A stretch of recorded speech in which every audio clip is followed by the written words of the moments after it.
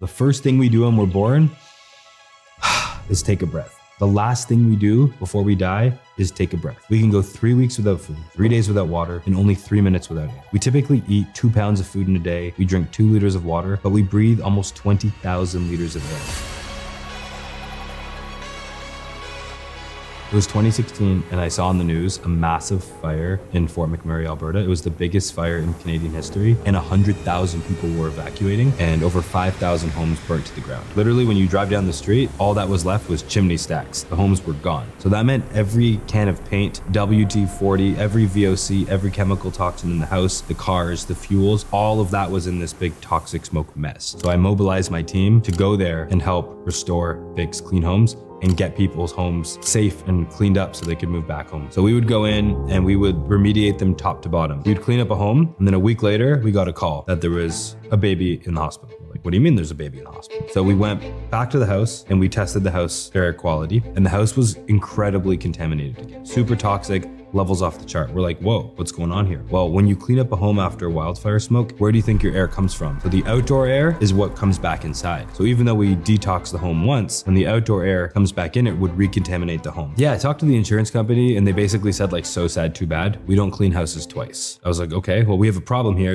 We have a mutual client. They can't safely come home. So insurance wasn't going to do anything about it. They were like, check is on the way to you guys. The homeowner has already signed off. Like our work here is done. And we couldn't possibly leave a family in this situation. In fire restoration, we don't use air purifiers. They're called air scrubbers. So imagine an air purifier that looks like a photocopier or a subwoofer. It's large, it's loud, it's ugly, but it's incredibly effective. So we took these large air scrubbers, put it back in their home, and within 3 hours, the air quality was great again. That allowed the family to come back and move into their house. All was good. But this kept happening. So time and time again, we'd be going to these homes. The house would get re-infiltrated by smoke, super toxic, and we put our scrubbers there. This is an acceptable solution when you literally have like construction, mold, fire, flood. But because it's very loud and intrusive, nobody would keep this in their home. And we were running out of equipment because we were leaving it after the job to keep levels at a baseline because the outdoor air kept coming back in. I went to Best Buy, Home Depot, Walmart, and I bought a bunch of little air purifiers to put it back in their house, like 5 or 6 of them. And within a few hours, the air quality was contaminated again. So this was my first aha moment, like, whoa, little air purifiers don't really work. So when I would be going to people's homes, we would test their air quality, we would test for VOCs, we would test for mold. We were like the family doctor, but for your home. We were the guys where if you were getting sick at home and you didn't know why, we would come in to test your air and see what's going on there. And the big aha moment for people, they didn't necessarily realize they weren't well until they'd go camping, until they'd go on vacation. And then all of their symptoms would clear up rapidly. And then they would come back home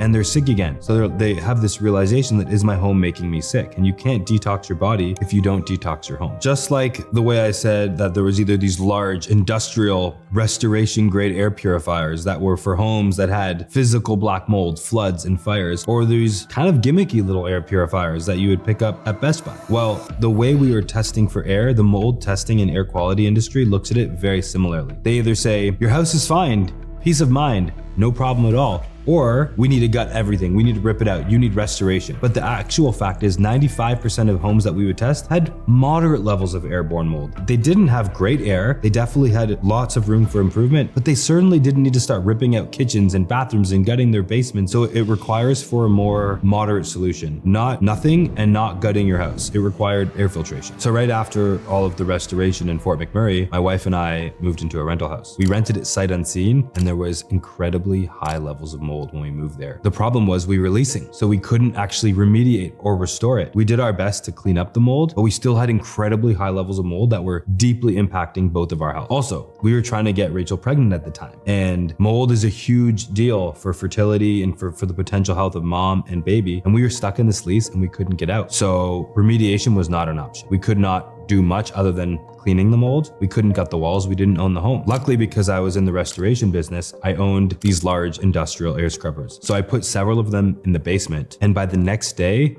the mold levels were non-existent, and within a couple of days, all of our symptoms cleared up entirely. Until we went away for a weekend, we came home, and all of our symptoms were back. We're like, what's going on? We thought we had dealt with this. Well, there was a power outage. The air scrubbers had turned off and not turned back on. And this was just a huge moment for me to realize that mold is really an air problem, a very solvable one. Being in the air quality industry for 10 years, I had all of the equipment and I had the experience to test the effectiveness of air purifiers for myself. I was able to see how ineffective the small air purifiers were that I would literally need to put 3 or 4 in each room of my house, running on full speed 24 hours a day to do anything, or have a large, loud industrial air scrubber that sounds like there's a truck in the middle of my house. And neither of these were practical solutions at all. So I knew that the only way forward was we really needed something that was effective and quiet and beautiful. Because if it wasn't, we would never put it in our home and nobody else would either. At first, I was just thinking about air quality as like this critical situation, trying to get the mold out of the air, trying to get the toxic wildfire smoke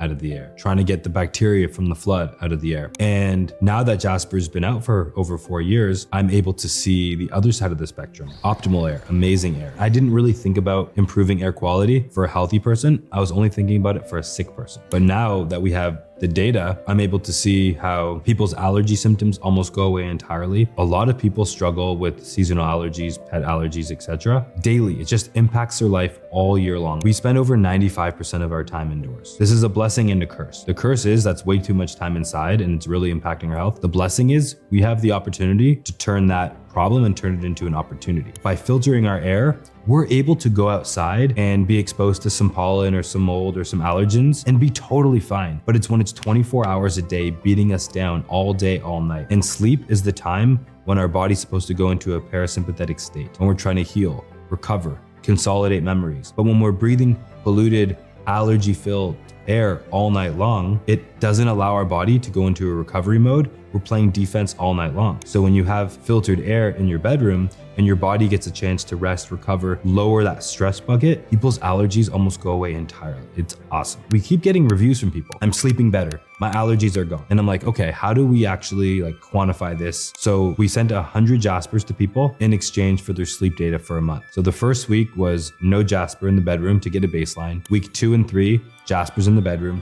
And then week 4, no Jaspr. And the amount of people who, when they put the Jaspr in their bedroom, they're getting deeper sleep, more REM, better HRV scores. They're sleeping longer. They're waking up rested. They're waking up without phlegm, itchy eyes, dry nose. People's symptoms are going away and they're hitting record levels of sleep. When they took the Jaspr out of their bedroom, their sleep scores plummeted and went back to baseline. So it's not just that having clean filtered air in your home is gonna get rid of your sick symptoms, but it's actually gonna be the opposite. It improves your sleep tremendously. It improves your focus and it just improves the quality of your life. Most health and wellness things involve taking bottles of supplements every day, going to a gym, doing a routine, journaling, meditating, sauning, cold plunging. These are all great things, but they take a lot of willpower. They take time, they take focus. When it comes to having a Jaspr in your home, you don't have to think about it. Yes, it does require an investment, but once you set it up, you turn it on, you plug and purify, and Jaspr will do all the work. You won't even have to think about it. The purpose of Jaspr is not just to create clean air environments right now, but it's to actually educate people, raise air consciousness, raise air awareness, so we can make better decisions as a society at large. The idea is to inspire people and show people a better way to create healthier environments, healthier communities, healthier homes. And that is what we stand for.